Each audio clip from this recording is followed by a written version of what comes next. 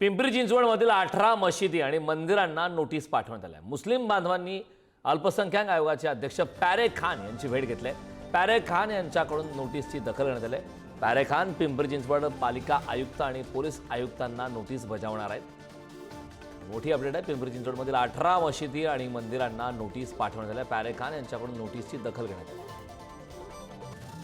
एक साथ इतना बड़ा कभी अतिक्रमण हुआ नहीं है, तो हमने वहाँ पे उनको संज्ञान में उनका नोटिस आया है हमारे पास. इन्होंने कंप्लेंट किया, इसका संज्ञान लिया आयोग ने और म्यूनिसिपल कॉरपोरेशन पिंपरी चिंचवड़ और वहाँ के कमिश्नर दोनों को नोटिस इशू किया है कि अभी जवाब मांगा कि भाई इसका यानी क्या है आपके पास पर्याप्त साधन क्या है कि ये सब ऐसा ना हो. क्योंकि महाराष्ट्र में अभी हाल ही में देखे तो जैन मंदिर का एक विषय हुआ है, तो वो सोच के सरकार थोड़ा सा ध्यान से काम कर रही है.